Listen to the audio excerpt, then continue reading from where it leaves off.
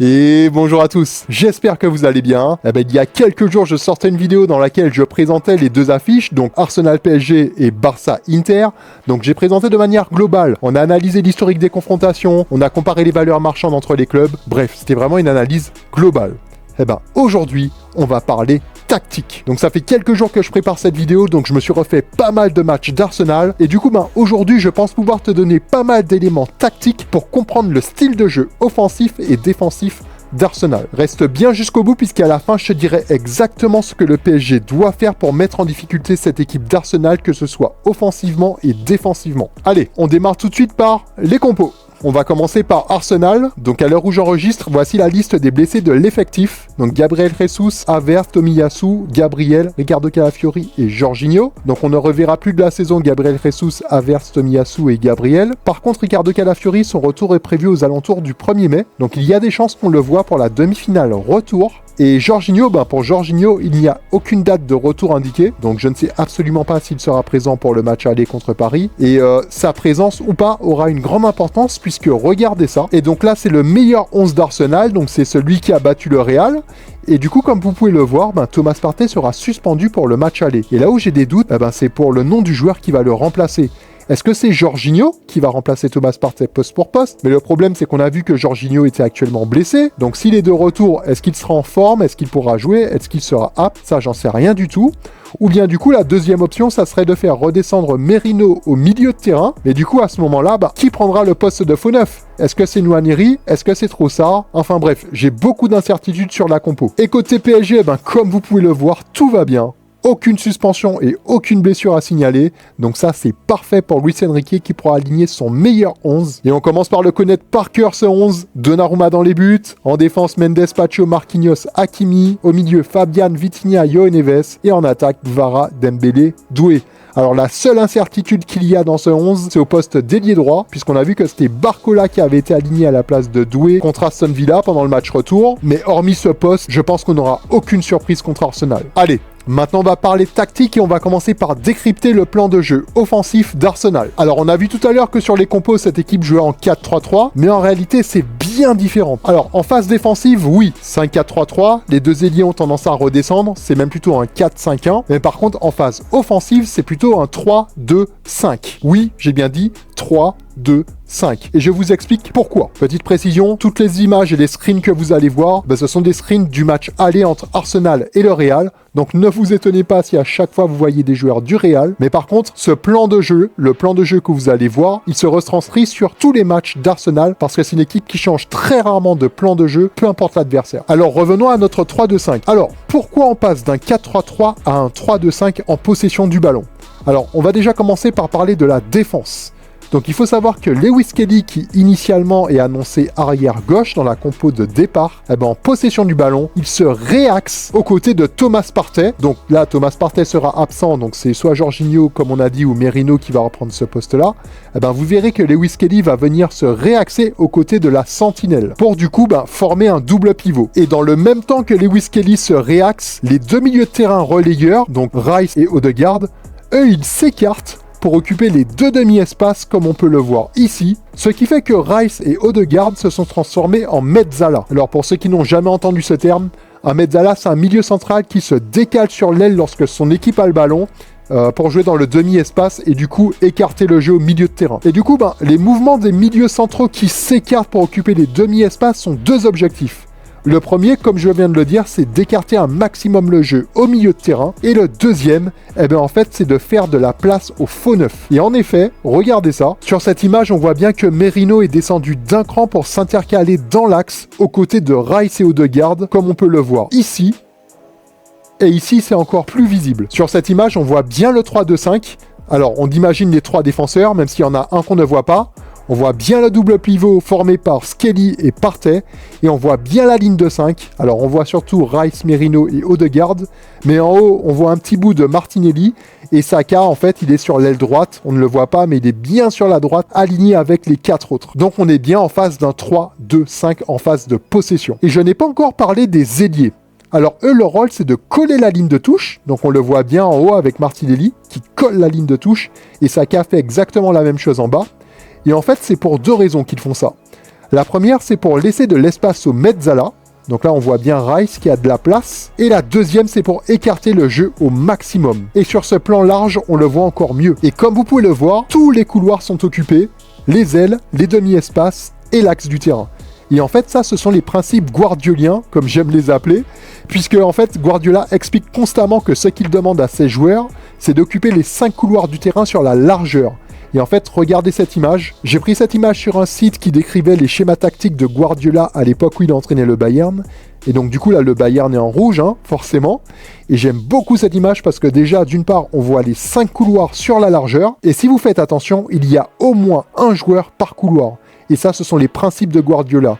Et je ne sais pas si vous avez fait attention, mais on voit bien le 3-2-5 qu'utilisait Guardiola au Bayern lorsque son équipe avait la possession. Et donc, il n'y a rien d'étonnant qu'Arteta reproduise le même schéma tactique, puisqu'on sait tous qu'Arteta, c'est le disciple de Guardiola. Je crois qu'il était son adjoint pendant 3 ou 4 ans, de 2016 à 2019 ou 2020, je ne sais plus. Enfin bref, Guardiola a de nombreux disciples. Et du coup, quel est l'intérêt pour les joueurs d'occuper les 5 couloirs? C'est tout simplement pour étirer un maximum les défenses adverses afin de pouvoir trouver des espaces soit entre les lignes ou soit entre les défenseurs adverses. Tout simplement. Bon, on va récapituler rapidement ce qu'on a vu jusqu'à maintenant. Donc on a vu qu'en possession du ballon, Arsenal laissait son 4-3-3 pour jouer en 3-2-5. Et tout ça dans le but de positionner un joueur dans chaque couloir, donc les ailes, les demi-espaces et dans l'axe, afin d'écarter les blocs adverses et de trouver des espaces. Maintenant, il y a un deuxième point que je voulais mettre en avant concernant la tactique offensive d'Arsenal. C'est une équipe qui attaque quasiment exclusivement sur les côtés et très peu dans l'axe. Et pour vous prouver mes propos, regardez ça. Donc j'ai pris ces données sur WhoScored, donc un site très fiable. Et en fait, ces statistiques montrent les zones d'attaque d'Arsenal pendant le match contre le Real. Et on peut voir que 40% des attaques d'Arsenal ont été effectuées sur le côté droit, 41% ont été effectués sur le côté gauche et seulement 19% dans l'axe. Et si on fait une somme, 81% des attaques d'Arsenal contre le Real ont été effectuées sur les côtés. Et du coup, on comprend mieux pourquoi Arsenal attaque énormément sur les côtés. Regardez ça. Le fait de jouer en 3-2-5, ça fait que tu as constamment un joueur sur l'aile et un autre qui joue juste à côté dans le demi-espace. Et donc ça permet des combinaisons et des solutions de passe plus simples entre l'ailier et le mezzala, comme on peut le voir sur cette image et aussi sur celle-ci. Et d'ailleurs sur cette image, ce qui est intéressant à analyser, c'est que le fait d'avoir constamment un joueur sur l'aile et dans le demi-espace, c'est très compliqué à défendre pour les arrières latéraux. Parce qu'ici, on voit que Valverde, qui occupait le poste de latéral droit, a voulu sortir sur Martinelli. Mais dans ce cas, tu laisses de l'espace dans ton dos et c'est le mezzala qui en profite pour prendre la profondeur. Donc c'est très compliqué à défendre. Je vais également ajouter qu'Arteta demande à ses joueurs d'être présents en nombre dans la surface, notamment les ailiers et les mezzala. À chaque action offensive, il y a au minimum 4 joueurs d'Arsenal présents dans la surface. Regardez ça. Il y a au moins 4 gunners dans la surface. J'ai mal coupé, mais de l'autre côté, Saka était aussi dans la surface. Et au final, est-ce que vous vous souvenez la statistique que je vous avais montrée dans ma vidéo du match aller entre Arsenal et le Real? Je vous avais montré une statistique où je vous montrais les distances moyennes de tir et on avait vu qu'Arsenal était l'équipe de PL qui tirait le plus près en moyenne. Quand on regarde le nombre de joueurs sur chaque action offensive qui sont présents dans la surface de réparation, on comprend mieux pourquoi Arsenal est l'équipe de PL qui tire en moyenne le plus près des cages. Je vais ajouter une dernière chose concernant cette image. Le fait qu'Arsenal amène constamment du monde dans la surface, ça laisse souvent le double pivot seul devant la surface et donc ça permet des possibilités de frappe comme on peut le voir ici avec Lewis Kelly ou ici avec Thomas Partey. Donc attention à Paris, il ne faudra pas se laisser aspirer par les joueurs d'Arsenal dans sa propre surface de réparation parce que le double pivot d'Arsenal n'attend qu'une chose, c'est qu'une balle ressorte et claquer une frappe de loin. Bon, au niveau offensif, je vous ai dit tout ce que je savais.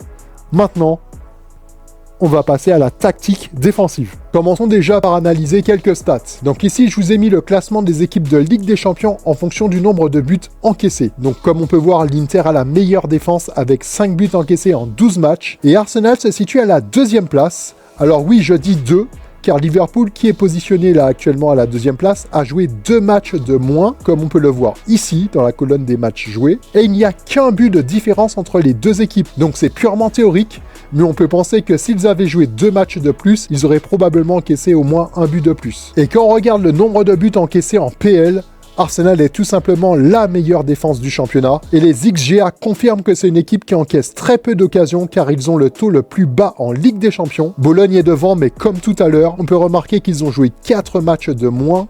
Et malgré ça, il n'y a que 0,7 XGA de différence entre les deux équipes. On peut donc légitimement penser qu'avec 2 matchs de plus, qu'ils auraient glissé derrière les Gunners. Et en PL, ils ont également le taux d'XGA le plus bas, comme vous pouvez le voir ici. Et du coup, comment cette équipe d'Arsenal défend ?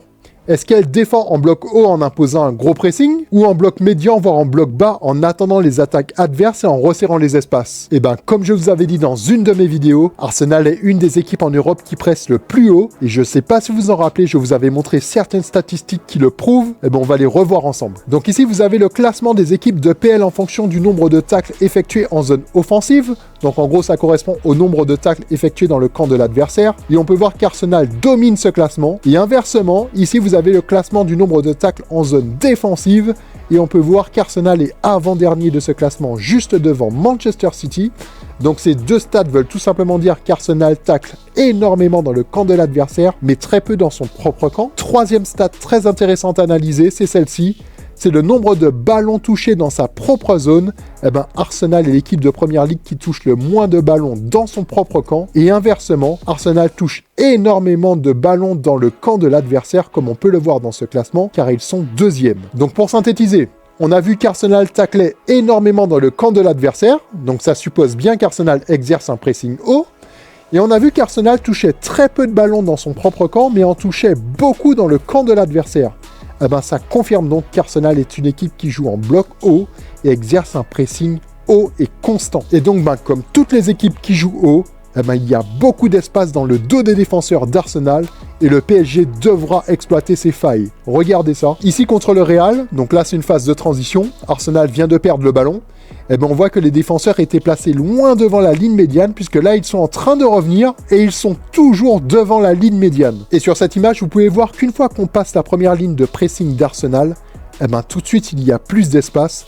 Regardez Bellingham, il est tout seul pour donner ce caviar à Mbappé. Donc c'est une information très importante pour le PSG. D'ailleurs, Paris, on y vient tout de suite. On a vu plein de choses dans cette vidéo. Maintenant, il est temps d'en tirer les conclusions pour le Paris Saint-Germain. Donc pour moi, pour que Paris passe ce tour, ils devront être efficaces sur 3 choses. Premièrement, Paris devra jouer les coups à fond en transition.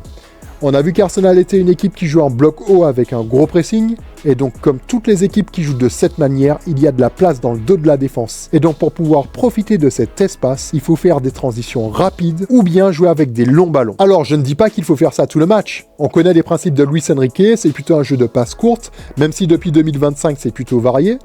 Mais ce que je dis, c'est que lorsque Paris aura l'occasion de partir en contre ou de jouer long, il faudra le faire. Deuxième chose, il faudra bien couvrir les ailes.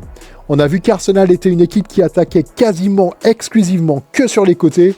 Et donc les ailiers du Paris Saint-Germain que sont Gvara et Barcola ou Gvara et Doué, peu importe, devront absolument faire les efforts défensifs pour venir soutenir leurs arrières latéraux. Sinon, sur les côtés, Arsenal sera en surnombre parce qu'ils attaquent les ailes toujours avec un ailier et un mezzala. Et enfin, le dernier point que j'ai envie de mettre en avant, alors, c'est peut-être bateau ce que je vais dire, mais Paris devra se montrer efficace. On a vu qu'Arsenal avait une des meilleures défenses d'Europe malgré la blessure de Gabriel. Donc que ce soit Gvara, Doué, Barcola ou Dembélé, les gars, il ne faudra pas vendanger. Il faudra convertir vos occasions. Et voilà, je ne sais pas quoi dire de plus. Je pense que je t'ai dit tout ce que je savais sur cette rencontre. Si jamais j'ai oublié de mentionner des choses, dis-le moi dans les commentaires. Et pour la petite info, je sortirai d'ici 2 ou 3 jours une vidéo d'analyse, mais cette fois-ci, ce sera pour Barça-Inter. Donc si t'es pas abonné et que ça t'intéresse, n'oublie pas de le faire. En tout cas, merci d'avoir suivi cette vidéo jusqu'au bout. Si tu l'as appréciée, n'oublie pas de mettre un like. Ça récompense mon travail. Et puis, pour le référencement, c'est hyper important. Ça aide à me faire connaître auprès d'un public plus large. En tout cas, prends soin de toi et je te dis à très vite pour la vidéo d'analyse Barça-Inter. Ciao. Touchdown, buzzer beater, do